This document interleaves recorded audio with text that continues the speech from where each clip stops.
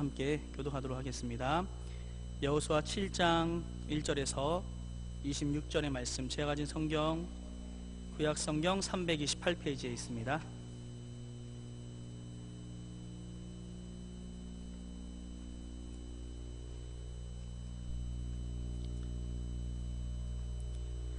(1절을) 제가 읽겠습니다. 이스라엘 자손들이 온전히 바친 물건으로 말미암아 범죄하였으니 이는 유다 지파 세라의 증손 삽디의 손자 갈미의 아들 아간이 온전히 바친 물건을 가졌습니다. 여호와께서 이스라엘 자손들에게 진노하시니라.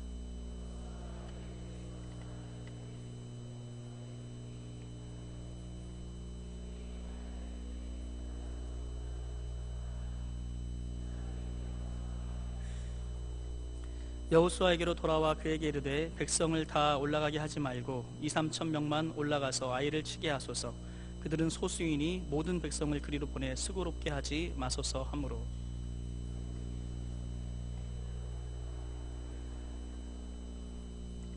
아이 사람들이 그들을 36명쯤 쳐 죽이고 성문 앞에서부터 스바림까지 쫓아가 내려가는 비탈에서 쳤으므로 백성의 마음이 녹아 물같이 된지라.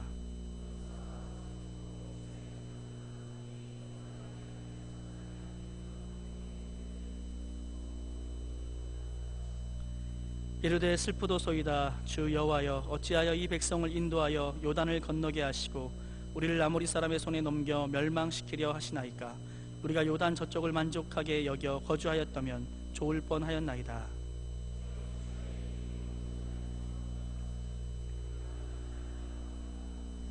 가나안 사람과 이 땅의 모든 사람들이 듣고 우리를 둘러싸고 우리 이름을 이 세상에서 끊으리니 주의 크신 이름을 위하여 어떻게 하시려 하나이까 하니.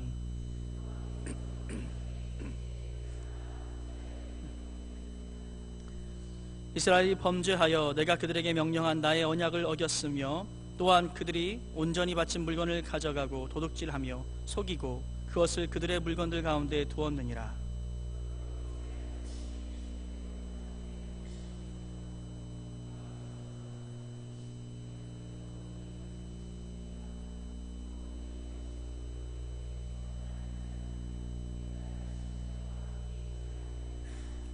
너는 일어나서 백성을 거룩하게 하여 이르기를 너희는 내일을 위하여 스스로 거룩하게 하라.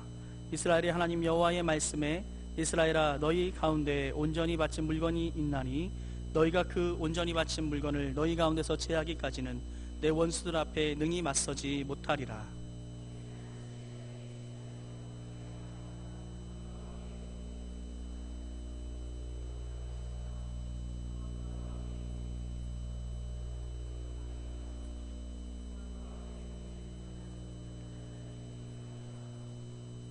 온전히 바친 물건을 가진 자로 뽑힌 자를 불사르되 그와 그의 모든 소유를 그리하라. 이는 여호와의 언약을 어기고 이스라엘 가운데 망령된 일을 행하였음이라 하셨다 하라.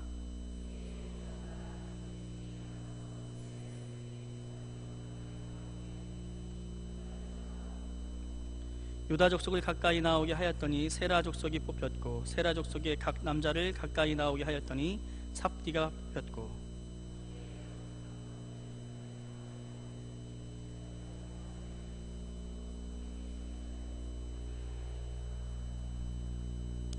그러므로 여호수아가 아간에게 이르되 내 아들아 청하노니 이스라엘의 하나님 여호와께 영광을 돌려 그 앞에 자복하고 내가 행한 일을 내게 알게 하라.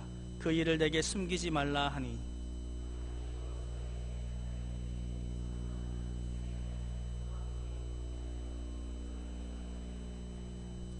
내가 노력한 물건 중에 시날산에 아름다운 외투 한 벌과 은 200세겔과 그 무게가 50세겔 되는 금덩이 하나를 보고 탐내어 가졌나이다. 보소서, 이제 그 물건들을 내 장막 가운데 땅속에 감추었는데 은은 그 밑에 있나이다 하더라.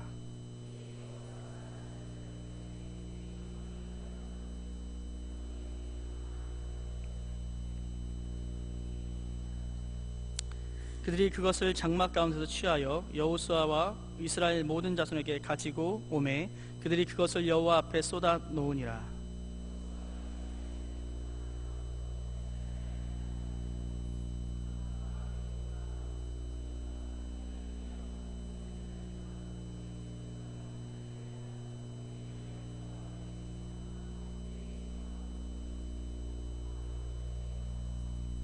여호수아가 이르되 내가 어찌하여 우리를 괴롭게 하였느냐 여호와께서 오늘 너를 괴롭게 하시리라 하니 온 이스라엘이 그를 돌로 치고 물건들도 돌로 치고 불사르고 그 위에 돌무기를 크게 쌓았더니 오늘까지 있더라. 여호와께서 그의 맹렬한 진노를 그치시니 그러므로 그곳 이름을 오늘까지 아골 골짜기라 부르더라. 아멘. 같이 기도하겠습니다. 존귀하신 아버지, 내려오신 하나님 감사합니다. 오늘도 주의 진리의 말씀을 우리 가운데 밝히 보여주시고 하나님의 뜻과 주님의 계획 속에 아버지 순종하며 나아가는 우리들 한 사람 한 사람 될 수 있도록 축복하여 주시옵소서. 부족한 종의 입술 가운데 주의 귀한 진리와 하나님의 귀한 은혜로 덧입혀 주시고 하나님의 풍성한 지혜로 이 시간 세워주시기를 간구하오니 주님 역사하여 주시옵소서. 이 시간도 말씀을 통하여 하나님의 뜻과 계획을 보이시고 영광 받으시길 원하며 예수 그리스도의 이름으로 기도하옵나이다. 아멘. 할렐루야. 예, 우리 한번 옆 사람 앞뒤 사람 좀 축복하면서 말씀 시작했으면 좋겠는데, 우리 사랑합니다, 축복합니다, 이렇게 우리 인사했으면 좋겠습니다. 사랑합니다, 축복합니다. 예, 오늘 이 여호수아 7장 말씀을 통해서 스스로 거룩하게 하라라는 제목의 말씀으로 하나님의 말씀 나누기 원합니다. 오늘 이 7장의 말씀 우리가 많이 읽기도 하고 듣기도 했던 내용의 말씀인데요, 이 내용의 말씀을 통해서 볼 수 있는 구체적인 어떤 그런 두드러지는 사람, 이 아간이라는 사람과 또 여호수아의 모습을 통해서 오늘 은혜를 나누기 원합니다. 먼저 이 아이성 패배 후에 이스라엘의 마음이 물처럼 녹았다라고 오늘 말씀에 되어 있습니다. 이 사람들이 우리가 본문에서 읽었던 것처럼 아간이라는 사람이 그 여리고 성에서 시날산, 그러니까 이 바벨론의 그 외투입니다. 바벨론에서 온 그런 외투, 그리고 금과 은을 보고 취하였는데, 은 같은 경우는 한 2kg 정도 돼요. 2kg 정도. 금 같은 경우는 이제 한 600g, 고기 한 근 정도. 그러니까 혼자 들고 다니는 거니까 또 아무도 모르게 가져야 되니까 많은 것도 가지지 못했어요. 큰 것도 아닙니다. 한 2kg 되는 은과 한 600g 정도 되는 그런 금을 혼자 이렇게 몰래 숨겨서 탐심이 나서 그것을 가지고 온 거죠. 근데 이것이 이제 오늘 본문에 보면 정말 이렇게 이 아간은 심각한 이것이 죄라는 생각을 못하고 그렇게 하였는데, 욕심에 그렇게 하였는데, 오늘 말씀해 보니까 여호수아가 여리고 사람들을 진멸하고 이제 정탐꾼을 보내서 아이성을 정탐하게 하고, 그리고 나서 이 아이성에게 가는데 그 작은 성 하나를 그들이 이기지 못하고 후퇴하면서 36명쯤 죽임을 당하는 거죠. 그러니까 이렇게 한 그 3,000명쯤 올라갔다가 사실 36명쯤 죽임을 당하고 그 내려온 것. 이 전투에서 보면은 사실 이게 전쟁에서 보면 이 전투는 그다지 그렇게 뭐 심각한 타격이 있거나 어떤 그런 어려움이 있는 그런 어떤 피해는 아닙니다. 그런데도 이상하게 백성들의 마음이 물처럼 녹고 여호수아는 하나님 앞에 엎드려서 슬퍼하며 울고 있는 거예요. 예. 이 일이 어떻게 된 것인가? 사실 여러분, 이 이스라엘 백성들이 가나안 땅에 들어갔는데, 가나안 땅에 들어가서 사실 이 이기는 전쟁마다 이제 이기면서 승승장구해도 모자랄 판에 이 작은 성 앞에서 그들이 후퇴했다는 것은 뭐예요? 이제 그 많은 그 가나안 땅, 이제 그 적진 안으로 들어왔으니까 수많은 그 가나안 그 족속들이 자기들을 이제 노리고 있는데, 근데 그들에게 이제 어때요? 그 하나님께서 떠나신 모습, 그리고 그들의 약한 모습, 이것이 보여졌기 때문에 그들이 더 이제 그 두려움을 떨치고, 이스라엘 백성을 두려워했던 가나안 사람들인데 두려움을 떨치고 이제 나올 거란 말이죠. 그리고 특별히 하나님이 그들과 함께하지 않는다는 것 때문에 너무 크고 두려움에 빠져 있는 것이죠. 근데 중요한 것은 여러분, 여호수아가 사실은 우리가 읽으면서 뭔가 이렇게 잘못하고 있구나라고 느껴지는 부분들이 있죠. 그렇죠? 여호수아가 뭐 해야 됩니까? 이때 아이성에 올라갈 때 사실은 하나님께 여쭤봐야 되죠. 하나님께 물어봐야 되는데 그가 큰 실수를 하고 있는 거죠. 그래서 이런 비극을 당하고 마는데, 결국 여호수아가 만약에 물어봤다면, 그렇죠? 물어봤다면 하나님께서 돌든지 아니면 뛰든지 뭐 기어가라든지 뭐 여러 가지로 이제 말씀을 해주시고, 또 특별히 이 아간의 일을 하나님께서 알려주셨을 텐데, 아간의 일을 모르고 여호수아는 어때요? 방심한 나머지 한순간의 방심으로 그 아이성에 하나님께 묻지 않고 나아가는 거예요. 아마도 이 여호수아에게는 그런 마음이 있었겠죠. 이미 하나님의 놀라운 기적을 많이 경험했잖아요. 그렇죠? 이 요단강, 범람하는 시기에 그 요단강을 건너고, 그리고 또 어때요? 그 여리고성이 그들이 하루에 한 바퀴 6바퀴 돌고, 일곱째 날 6바퀴 돌고 소리를 와 했더니 어떻게 돼요? 성이 무너지는 그런 놀라운 기적들을 경험했죠. 그러고 나서 놀라운 하나님의 기적과 승리를 이루고 나서 방심하는 거예요. 그리고 자기 생각대로 3,000명쯤 보내면 될 줄 알았다가 낭패를 당하고 있는 것이죠. 우리 사랑하는 성도 여러분, 저는 이 부분에서 우리가 좀 깨닫고 또 마음에 새기기 원하는 것은 뭐냐면, 좀 일을 벌리기 전에 충분히 하나님께 기도하는 지혜가 저와 여러분 가운데 있기를 바랍니다.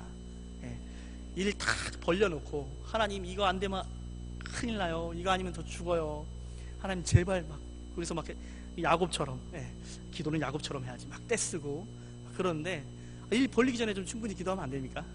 그러면 오늘 여호수아처럼 올라가기 전에 물어봤으면 하나님이 전략도 주시고 또 먼저 해결해야 할 일들도 하나님 알려주실 텐데, 우리들은 항상 내가 보기에 좋은 대로, 내 마음에 드는 대로 일은 벌려놓고 뒷수습을 하나님께 부탁하는 그런 모습으로 살아가고 있지 않은가. 여러분, 일 벌리기 전에 충분히 기도하는 저와 여러분들 수 있길 바랍니다. 그래서 여러분, 이런 문제들 하면 생각하면 대표적으로 그 결혼 문제 같은 거 있잖아요. 결혼 문제. 내가 그때는 정말 그 사람이 멋있어 보이고 그때 너무 예뻐 보이고 결혼은 했는데 물릴 수가 없어. 세상에 이런 사람, 이렇게 발냄새가 심하며 입냄새는 더 심하며 게으르고 이런 거죠. 그래서 너무 힘들어요. 안 맞는 게 너무 많아요. 힘들면 그때, 힘들 때 하나님께 묻지 말고, 왜 이런 사람과 결혼하냐고 묻지 말고, 먼저 일 벌리기 전에 기도하는, 이게 하나님이 기뻐하시는 일인지, 하나님 내가 이 일을 추진해도 되는지, 이것들을 하나님께 먼저 물어보는 그런 저와 여러분 될 수 있기를 소망합니다. 아직도 미혼인 우리 청년들이 몇 명 보이는데 기도하셔야 돼요. 결혼에 대해서 기도하셔야 돼요. 직장이든 또 앞으로 뭐 이사든지, 어쨌든 뭐 이사는 뭐 제가 알기로는, 제가 믿기로는 멀리 가면 안 된다. 교회 근처에, 항상 교회 근처가 명당. 이건 불변하는 진리. 교회랑 멀어지면 안 돼요. 가까이. 이사라든지 뭐 결혼이라든지 직장이라든지 많은 문제에 있어서 여러분, 하나님께 먼저 묻는 지혜가 우리 가운데 필요한 거죠. 그런데 여러분, 오늘 이 여호수아의 모습을 보면, 이 여호수아가 먼저 물어보는 거에서는 약간 실수하고 약간 낭패를 봤지만, 근데 그럼에도 불구하고 여호수아의 훌륭한 점, 또 여호수아가 이스라엘의 어떤 지도자가 될 수밖에 없는 그의 경건의 능력이 오늘 발현돼요. 그렇죠? 일이 터졌어요. 일이 터졌는데 이때 여러분, 하나님께 어때요? 기도하는 거죠. 이게 당연한 것처럼 여겨지지만 사실은 여러분, 이게 사실은 여호수아 입장에 우리가 있다면 당연한 일이 아니에요. 여러분, 이렇게 작전에서 실패했어요. 전투에서 실패했어요. 그러면 어떻게 해야 돼요? 보통 일반적인 경우에 어떻게 하냐면, 작전의 패인, 왜 졌나, 이거부터 분석하고 다시 또 작전을 짜는 거죠. 다시 또 작전, 이거 또 올라가고. 이게 이제 일반적인 전쟁이고 일반적인 사람들의 모습인데, 여호수아의 경건의 능력과 그 경건의 힘은 하나님 앞에 탄식하며 그분을 의지하는 그 모습을 잃지 않는 거죠. 여호수아의 회개, 이 회개하는 모습이 바로 다시 한번 일어날 수 있는 능력이 되는 것이죠. 여호수아는 이 회개하는 모습으로 여호와 앞에 머물면서 그 하나님이 도와주시고 그 하나님의 새롭게 하시고 그 하나님의 은혜 주심을 기다리고 있는 것이죠. 여호수아는 이 단단한 마음을 가지고 있었습니다. 실패 앞에서 낙심하는 것이 아니라, 물러서는 것이 아니라 더욱 하나님을 의지하려 하는 그의 경건을 감출 수가 없었던 거죠. 그래서 이 어려운 일에서 그의 경건이 잘 드러나게 되고, 여기에서 그의 소망이 있고, 이 경건의 모습을 통해 결국 이스라엘이 하나님 앞에서 승리를 이어나가는 것이죠. 오늘 사랑하는 여러분, 우리에게서도 낙심할 만한 그 현장, 정말 이 정도면 낙심할 만한데, 그런데도 불구하고 포기하지 않고 실패하지 않고 여러 가지 어떤 어려움과 힘든 환경 속에서도 그때마다 우리의 경건의 모습이 드러날 수 있는 그러한 삶이 될 수 있기를 주님의 말씀으로 축원합니다. 어려울 때일수록 우리의 경건의 모습이 더욱 잘 드러나는 그런 모습을 가져야 되는 것이죠. 이 온통 가나안 사람들의 이 틈바구니 속에서 계속 이겨야 하는데 여리고성 이후에 바로 패배하니까 낙심할 만한데 그들의 마음이 물처럼 녹았다고 표현하는데, 또 이 여호수아의 고백의 표현을 보면 그가 고백하기를, 우리 한번 말씀 한번 읽어봤으면 좋겠습니다. 우리 9절 말씀 함께 읽겠습니다. 7장 9절입니다. 7장 9절 같이 읽어보겠습니다. 시작. 가나안 사람과 이 땅의 모든 사람들이 듣고 우리를 둘러싸고 우리 이름을 세상에서 끊으리니 주의 크신 이름을 위하여 어떻게 하시려 하나이까 하니 라고 말씀하고 있죠. 여러분, 이 내용에서 여호수아는 이 실패하고 낙심한 어떤 이런 전쟁에서 패배한 이것으로 말미암아 낙심도 연약함도 있지만, 그러나 하나님 앞에 머무르면서 그가 고민하는 건 뭐냐면, 하나님의 그 크신 이름을 위하여 이제 어떻게 하시겠습니까? 하나님의 영광이 가려지겠으니 우리가 어떻게 해야 되겠습니까? 라고 괴로워하는 것이죠. 그 민족과 하나님의 이름으로 말미암아 괴로워하고 있는 것이죠. 그의 중심에는 하나님의 이름이 있는 거예요. 그의 중심에는, 그의 마음속에는 하나님의 이름이, 하나님의 영광이, 그분의 그 높으신 이름, 그 고귀한 이름, 그 능력의 이름이 이제 어떻게 되는 건가, 이것이 그의 마음의 중심에 있었던 것이죠. 사랑하는 여러분, 우리의 삶에도 우리의 어깨에도 하나님의 이름이 있는 줄 믿으시기 바랍니다. 우리가 잘 살아야 되는 이유, 우리가 잘 살아야 되는 이유, 그것은 우리의 어떤 우리 스스로에게도 우리들에게도 유익이 있지만 사실 하나님께 우리들이 그분의 이름을 더욱 빛내고 높이는 삶이어야 하기 때문인 줄 믿습니다. 내가 내 욕심대로 산다면 하나님의 이름이 세상에서 모욕당함을 기억하고 우리가 살아야 되는 것이죠. 그래서 빌립보서 1장 10절과 11절 말씀을 보면 바울이 빌립보 성도들에게 그들의 삶이 하나님의 영광이 되고 찬송이 되기를 바란다, 너희들의 삶이 하나님의 영광이 되고 찬송이 되기를 바란다 라고 말하고 있어요. 하나님은 우리를 통해 영광 받으시길 바라십니다. 아멘. 하나님은 나를 통해 영광 받으시길 바라시는 줄 믿으시기 바랍니다. 우리의 삶이 진정 하나님의 영광이 되고 있는지, 내가 내 삶을 지금 운영하고 내 삶의 운전대를 내가 지금 잡고 살아가고 있는데, 여러분, 내 삶이 정말 얼마나 나름대로 하나님께 어떤 모습으로 영광을 돌리고 있는가, 우리는 그것을 늘 고민하고 자신을 돌아보며 살아야 되는 거죠. 그런데 우리의 삶이 그냥 그럭저럭 적당하게, 불신자여도 이 정도는 살겠다, 이런 정도의 삶이라면 우리 삶을 좀 고민해 봐야 되는 거죠. 이제는 내가 운전하고 내가 운영하던 그 내 삶을 이제 중단하고 이제 좀 바꿔 타야 될 때가 된 거예요. 하나님께서 영광 돌릴 수 없는, 하나님께 영광을 돌릴 수 없는 그런 삶을 산다면 이제는 하나님께 진정한 영광을 돌릴 수 있는 그런 사람으로 바뀌어야 되는 것이죠. 불신자도 살 수 있는 그 정도의 삶을 살기 위해서 우리가 태어난 것이 아닌 것이죠. 내가 다시 태어나도 하나님 앞에서 이렇게 살겠다는 그 삶의 모습을 우리가 갖추고 또 그러한 삶으로 바꾸어야 되는 그러한 모습이 우리 가운데 필요한 것입니다. 여러분, 그런데 이제 내 나이가 50이 넘고 60이 넘고 70이 넘어서 이제는 뭐 그냥 이렇게 사는 거지, 더 이상은 뭐 할 수가 없다, 너무 많이 와서 돌이킬 수 없다, 바꿀 수 없다라고 생각하십니까? 아니죠. 아닙니다. 하나님이 우리의 삶에 간섭하시며 다스리시며 또 하나님 앞에 오늘 여호수아처럼 엎드린다면 내 삶을 그분께서 바꿔주실 줄 믿습니다. 우리의 삶을 그분께서 바꿔주시고 그분께서 내 삶을 인도하시고 다스려 주시기를 우리가 기도하면 되는 줄 믿습니다. 내가 하나님의 영광과 찬송이 됨이 확실하게 드러나는 그러한 삶을 하나님 내게 허락해 주시기를, 내 인생을 그렇게 다스려 주시기를 기도해야 할 줄 믿습니다. 여호수아 그가 표현했던 주의 크신 이름을 위하여 어떻게 하겠습니까?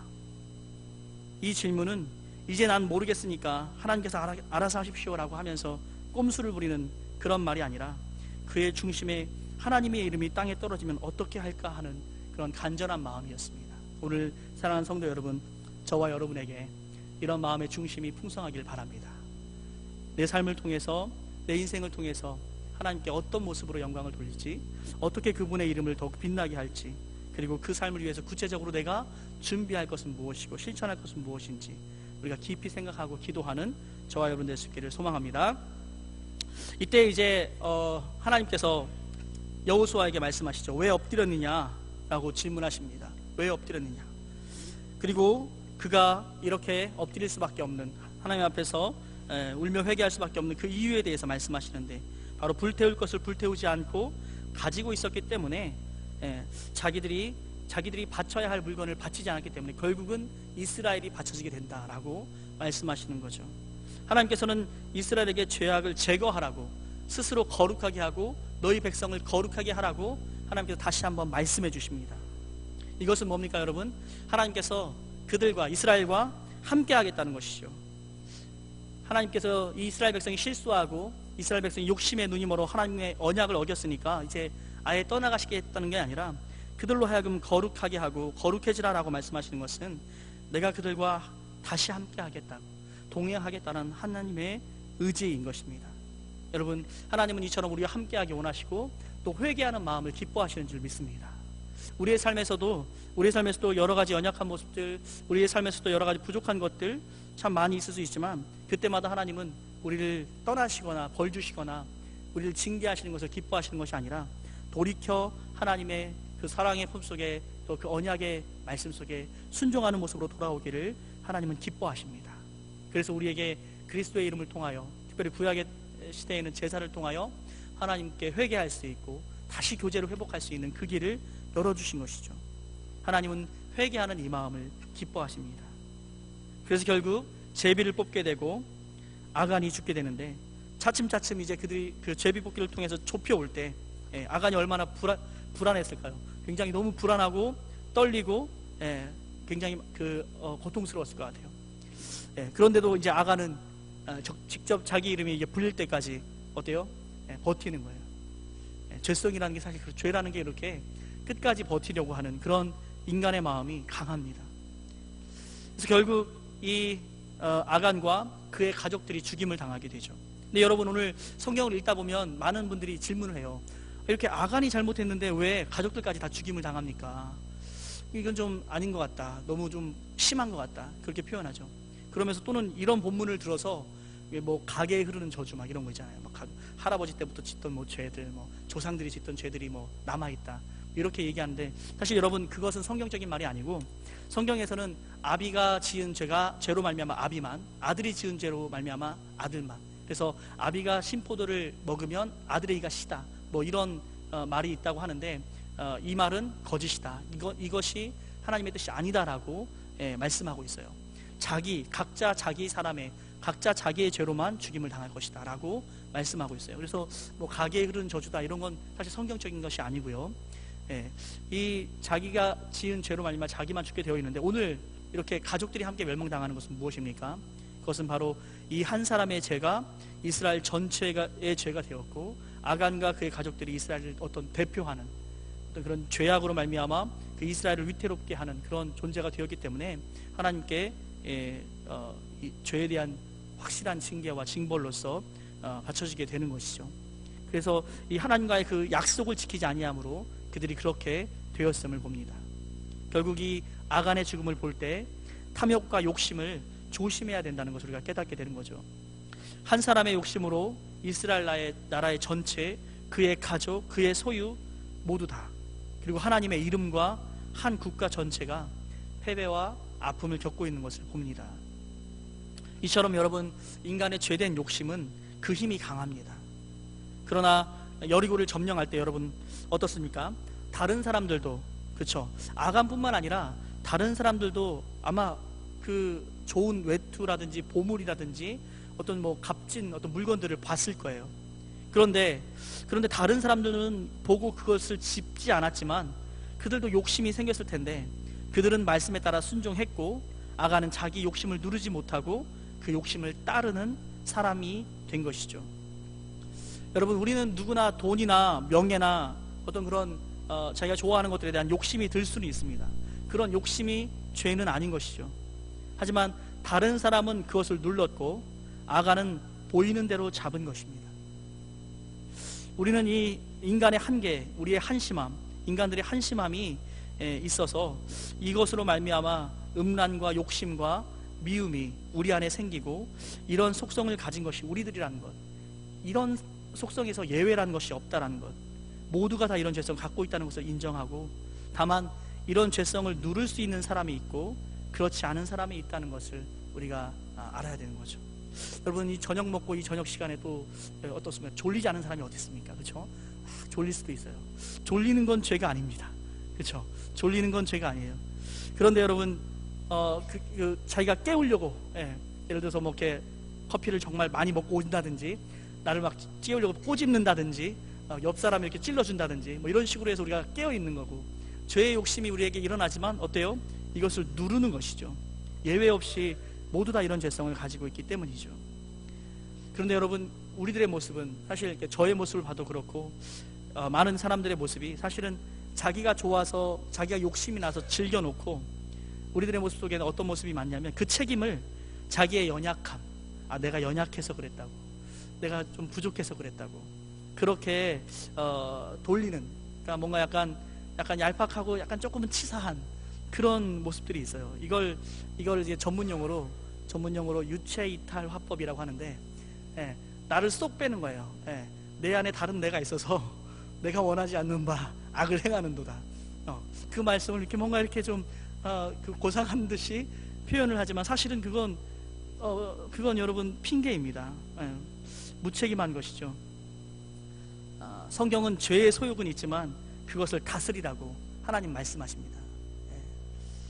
그 죄의 소욕을 너는 다스릴 것이다. 시편에서는 청년이 무엇으로 깨끗하게 할 수 있겠는가? 주의 말씀을 따라 삼갈 것이다 라고 말씀하고 있어요. 또한 여러분, 로마서 6장 12절에는 몸의 사욕에 순종하지 말고 너희를 의의 무기로 하나님께 드리라 라고 말하고 있죠. 14절 말씀을 통해서는 죄가 너희를 주장하지 못하리니 이는 너희가 법 아래 있지 아니하고 은혜 아래 있기 때문이라 라고 말하고 있습니다. 뭐요? 우리가 법 아래 있지 아니하고 은혜 아래 있기 때문에 이제는 죄가 우리를 주장하지 못한다 라고 표현해요. 그러니까 내가 연약합니다, 내가 부족합니다 라는 말은 사실은 구약시대에는 가능할지 몰라요. 그런데 오늘 말씀에, 로마서 말씀 14절 말씀을 통해 볼 때 이제는 은혜 아래, 성령 안에 우리가 있기 때문에 연약해요, 부족해요, 내가 좀 약해요, 이 말은 통하지 않아요. 이것은 성령님이 오심으로 말미암아 이런 말들은 다 끝났습니다. 우리는 우리의 연약함에 갇혀 있어서 죄를 지을 수밖에 없지만 성령이 오셔서 자기를 성령 앞에 복종하여서 이길 수 있는 거예요. 성령 앞에 복종할 때. 그래서 육신이 약하다 이 말은 이제는 자기 기만이고 거짓이 되는 거죠. 사실 우리의 죄성이 얼마나 강합니까? 굉장히 강하죠. 아간은 여러분 어떻습니까? 아간은 요단강을 건넌 사람이에요. 요단강을, 그 범람하는 요단강을 건넌 사람입니다. 또 여러분 어떻죠? 그 무너지는 여리고성을 본 사람입니다. 살아계시고 능력 있는 그 하나님을 경험한 그 사람이에요. 그 하나님의 모습을 보고도, 여리고성을 그렇게 돌고도, 이런 엄청난 경험을 하고도 그가 탐심을 이기지 못한 겁니다. 욕심과 죄가 얼마나 강한 것인지 우리는 알아야 하고요, 내 안에 그것이 있음을 알고 항상 눌러야 되는 것이죠. 오직 말씀과 기도를 통해 성령 충만함으로 마치 이 용암과 같은, 우리 마음속에 이 용암처럼 이 죄라는 것이 들끓고 있는데, 이게 여러분 터져 나오면 어떻죠? 터져 나오면 화산재가 막 몇백 미터, 몇천 미터까지 화산재가 올라가고요, 마그마가 이렇게 막 흘러나오기 시작하면 사람들이 사는 그 마을을 덮어서 굉장히 무슨 아수라장을, 지옥을 만들어요. 죄라는, 막 그 용암이라는 게. 그런데 사실 죄라는 것도 우리의 마음 깊은 곳에 있는데, 이게 터져 나오면 어때요? 우리 삶을 지옥으로 만들죠. 우리의 관계를 깨뜨리고, 우리의 가정을, 우리 교회를, 우리 사회를 깨뜨리고 파괴하는 어마어마한 능력이 있습니다. 그 죄가 우리들 안에 다 갖고 있는 거예요. 그런데 어떤 사람은 누르고 어떤 사람은 그렇게 하지 못하는 것이죠. 사람의 힘이 아니라 기도와 말씀을 통한 성령 충만함으로 이 용암과 같은 죄성을 가두어 놓고, 이제부터 주님을 만날 때까지, 우리가 주님 만날 때까지 이 말씀과 기도 생활에 열심을 내어서 우리가 이 죄를 누르고 하나님의 영광이 되고 주님을 기쁘시게 하는 그 삶, 우리는 누구라도 이 삶을 살아가야 할 줄 믿습니다. 여러분, 이 삶을 살아가는 데 있어서 사실은 어느 누구도 자기 자신을 믿으면 안 돼요. 내가 신앙생활 이만큼 했는데, 내가 이제 권사고 장로고, 저 같은 경우는 목사고, 이 정도 했는데, 성경을 몇 번을 읽었고, 성경 몇 권을 이렇게 연구했고, 이런 것은 사실 여러분 아무런 도움이 안 됩니다. 나는 이런 경험을 했고, 나는 이런 체험을 했고 나는 이런 능력이 있다. 이것도 아무런 도움이 안 됩니다. 내가 이제 이 정도면 되었다. 이것은 없는 것이죠. 매일의 말씀과 매일의 기도로 자신을 누르는 그 은혜를 누리는 습관이 있다면 이 습관은 여러분 조금 안심해도 됩니다. 그런데 자기를 믿는 건 안 되는 거죠. 자신을 믿지 말고 매일의 경건의 습관을 믿으며 사는 여러분 될 수 있기를 바랍니다. 이 습관을 만들기 어려우면 어떻게 해야 될까요, 여러분? 습관을 만들기가 너무 어려우면 교회 양육반에 자신을 묶어두시면 돼요. 제자반에 묶으세요. 통독반에 묶으세요. 좀 이렇게 그렇게 될 수밖에 없는 그런 구조가 있어요. 꼭 말씀을 읽어야 되고 기도해야 되고 나와서 간증을 나누고 이렇게 만들어요. 그렇게 한 3, 4개월 하다 보면 이게 어때요? 습관이 되는 거죠. 한 사람이 습관을 만드는 데는 정말 3개월 정도의 시간이 필요합니다. 꾸준히 3개월 동안 하면 그 습관이 익숙해져요. 그러면 결국 그 습관이 우리의 경건을 만들어주는 능력이 되는 것이죠. 여러분, 경건이라는 것은 뭔가 신비한 것을 보고 신비한 것을 체험하고 뭔가 신비한 능력이 있고 막 그런 게 아니라요, 매일매일 말씀 앞에 매일매일 하나님과의 교제를 누리는 그 습관이 바로 경건의 능력인 줄 믿으시기 바랍니다. 그래서 여러분, 오늘날 이 시간에, 이 시대에 이 한국교회에 여러분 심각한 병이 있어요. 그렇죠? 여러분 아시죠? 심각한 병. 그 병은 미지근함이에요. 미지근함. 신앙이 그냥 가만히 있으면 미지근해집니다. 이게 무슨 증상도 없어요. 미지근해져서 막 괴롭지도 않아요. 정말 미지근해지면 미지근해질수록 그냥 편해요. 신앙생활도 대충 해도 되고 막 그냥 뒷자리에 앉았다가 빨리 가고, 그리고 뭐 누구랑 이렇게 뭐 부딪힐 일도 없고, 그러다 보면 점점 더 미지근해지는데 이게 사실은 병이라 스스로 못 헤어나옵니다.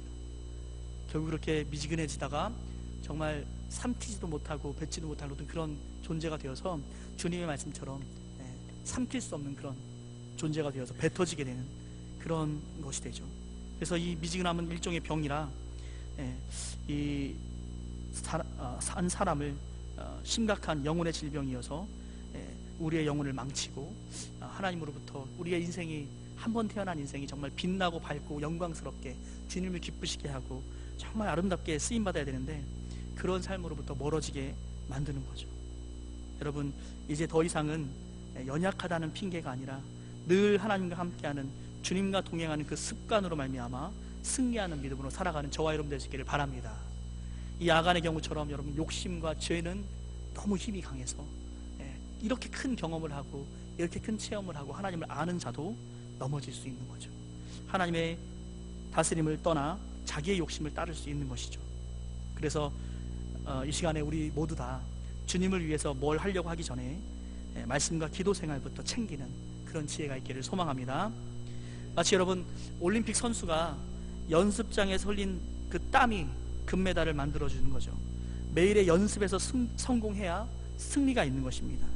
하루하루의 삶에서 승리해야 우리의 최종적인 하나님께서 주시는 영광의 면류관을 받아 쓰는 줄 믿으시기 바랍니다. 이것은 여러분, 자기를 믿는 것이 아니라 습관을 믿는 삶, 날마다 성령의 능력으로 자신을 가두고 하나님께 영광을 돌릴 만한 그런 인생으로 살아갈 때, 그런 인생의 모습을, 습관을 가질 때 우리는 이루어갈 수 있습니다. 사랑하는 성도 여러분, 오늘 여러분 어떻습니까? 나에게는 이런 경건의 습관이 잘 장착되어 있습니까? 뗄래야 뗄 수 없을 정도로 굳건한 이 경건의 습관이 있습니까? 몇 시에 언제 기도하십니까? 얼만큼, 30분입니까? 1시간입니까? 하루에 어느 정도 말씀을 읽으시나요? 이 시간이 있고 없고는 너무 중요한 차이입니다. 좀 이렇게 제가 이렇게 막연하게 그렇게 말고 좀 구체적으로 이 시간에 없으신 분들은 내가 매일 몇 시에, 아침이면 아침, 저녁이면 저녁 몇 시에 기도하고 말씀은 몇 장을 읽겠다. 집에 가서 하지 말고 지금 하세요. 지금 하나님 앞에 결단하세요. 지금 나 이렇게 해야지. 또 하고 있다면 내가 조금 더 늘리는 걸 하나님 기뻐하실까? 그런 마음이 든다면 좀 더 늘려보세요. 더 늘려보세요. 믿음은 상한선이 없습니다. 계속 할수록, 더 많이 할수록 좋은 거예요. 생각도 지금 하고 계시죠? 멍하니 계시면 안 됩니다. 졸리면 지금 깨세요. 일어날 때라. 지금 일어나세요. 지금 내가 이렇게 해서 하나님 섬기는 이 경건의 습관을 더 늘려야겠다, 또는 만들어야겠다, 지금 결단하시고, 마지막 한 가지 더, 하나님의 영광을 위한 삶이 우리 되자고 했는데 하나님의 영광의 이름, 그분의 이름을 영광스럽게 여기는 여호수아의 마음을 우리 본받아야 할 텐데, 주의 영광을 위해서 여러분 내가 하고 있는 일이 뭡니까? 주의 영광을 위해서 내가 하고 싶은 일은 뭡니까? 그 일을 위해서 그냥 막연하게 생각만 말고 내가 구체적으로 도전하고 시도하고 또 성취해야 할 계획들이 여러분 있으십니까? 여러분 그것들, 주님의 영광을 위해서 내가 뭐 해야 될까? 이 일을 위해서 뭘 준비할까? 여러분 지금 생각하세요. 집에 가서 하지 말고 지금 생각하세요. 생각이 영 안 난다, 너무 안 난다. 그러면 지금 우리 같이 한번 기도하겠습니다. 시간 기도할 때 지금 우리 마음에 주신 계획들, 또 지금 우리의 마음에 주신 하나님의 경건의 습관을 만들어가는 이 계획을 하나님 어떻게 세워가야 할지 주님 은혜를 주시라고, 깨닫게 해주시고 또 결단하게 해주시고, 또 지금 결단한 사람들은 잘 지켜갈 수 있도록 은혜를 베풀어 주시고 능력을 주시라고, 또 주의 영광을 위해서 내 욕심이 아니라 내가 살고 있는, 내가 운전의 주인이 되어서 운전대를 잡은 그런 삶이 아니라 하나님의 영광을 위한 그 삶으로 내가 나아갈 수 있도록 주님, 내 인생을 통해서 하나님의 영광 받으시기 합당한 모습이 무엇입니까? 하나님 깨닫게 하시고 붙잡게 하시고 실천하게 하옵소서. 우리 생각난 것들 기도의 제목으로 삼고 같이 한번 기도했으면 좋겠습니다. 우리 주여 한번 외치고 같이 기도하겠습니다. 주여